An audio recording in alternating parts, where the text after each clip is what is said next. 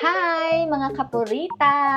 Ngayon ay Sabado at kaka-out ko lang sa trabaho kaya naman sobrang gutom ko. At dahil dyan, magluluto ako ng kamote. So may binili ako dito na kamote. Eto. Bumili ako ng kamote dahil nakita ko sa Facebook may nagbi-video ng ganito, nagka-craves ng kamote. So nag-craving din ako. Di ba gaya-gaya ang lola mo? Uso kasi dito yung kamote at kahit hindi mo naman to lagyan ng flavor, matamis na talaga yung mga kamote nila dito. Tingnan mo. Ayan, di ba? Cravings ako nga. Hindi naman sa cravings, nagugutom lang talaga ako at wala akong ibang mamerienda. Kaya naman, naisip ko, ito na lang kamote na aking binili. Yung nakaraang na malengke ako. Tapos dito, pag nagluto sila ng sweet potato, hindi yung basta-basta kamote lang nalalagayin, kutrituhin. Meron silang mga specific na ingredients na nilalagay dito para mas sumarap siya. Kaya naman, meron din akong binili. Itong Satsuma-imo no Tare. Sauce talaga siya ng Satsuma-imo. Meron siyang kasamang honey na pag nilagay mo ay magiging sweet talaga siya. So, try ko. Hindi naman ako marunong magluto nito, pero itatry ko lang ngayon. Kasi ako, hindi naman ako sosyal-sosyal pag nagluluto ng mga ganyan. Basta makakain lang ako, ayos na. Kaya, syempre, gusto nating mag-explore. I-try natin yung kakaibang luto nila.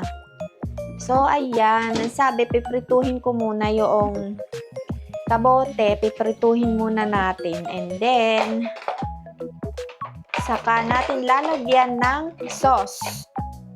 Wala pala akong balat ng yung filler. Ang balat ng kamote. Kaya naman imamano-mano ko na lang ito ng balat. Ito. Charot.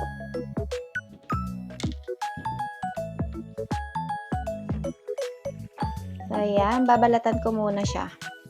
Kailangan ko nang ilahat itong kamote para kahit hanggang bukas meron pa akong merienda hanggang bukas. O, di ba? Alam mo ba, dati nung bata pa ako, wala kaming pambiling bigas, wala kaming pambiling ulam, lahat wala as in. Tapos meron lang kaming kinakain na mga saging tsaka yung mga kamote. Minsan lang din kami magkaroon ng kamote, kadalasan saging at tsaka yung Singapore. Ewan ko kung anong tawag sa inyo nun, pero kadalasan Singapore ang tawag. Ang ginawa ko, 2 salang siya para hindi sila mag-agawa ng space dito sa aking kawali. Dahil maliit lang tong kawali ko, pang isang tao lang talaga. Kaya hindi pwedeng pang maramihang luto. Konti lang naman to, pero gusto ko lang na pagdalawahing salang siya dahil hindi pwede ng isang salang lang. Ay ko nga kumain, wala pang gutom na talaga ang lola mo.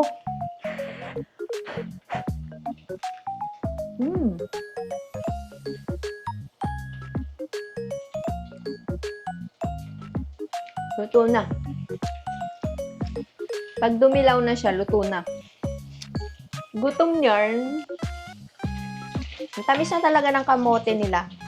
Kahit hindi mo lagyan ng pampatamis, matamis na talaga yung kanilang kamote. Wala, nag-play pa rin siya.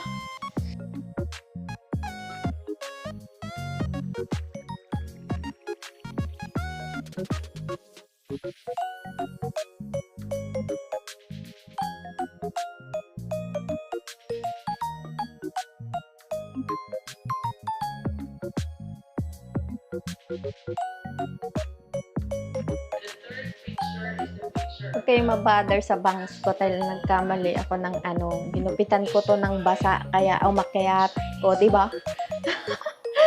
Halo ka naman. Di ba?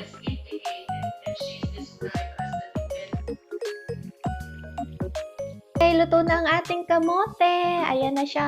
Ang lagkit niya kasi meron siyang sauce na yung tare ng kamote. Tare, ibig sabihin yung sauce niya. Yan o. Hachimitsu, yung hachimitsu. Ano nga to? Itong honey.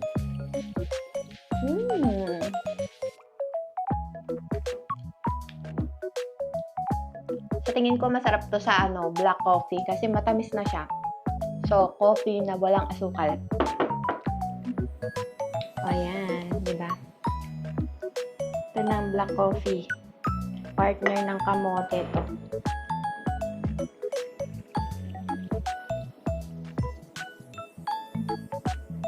Sarap.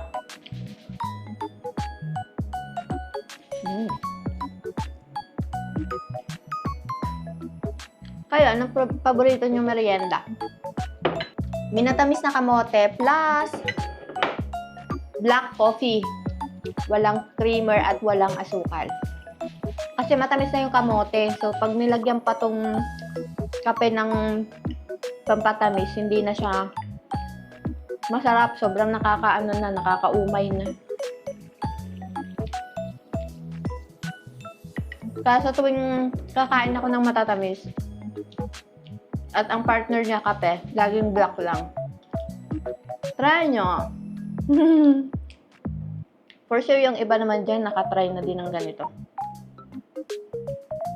Kaya ako kasi mula pagkabata ako, kamote ng kinakain namin, maliban sa saging at saka yung sa Singapore. Alam niyo yung Singapore? Sarap. Siyempre, hindi ko ito mauubos. Pag may natira, initin ko lang para masarap pa rin siya.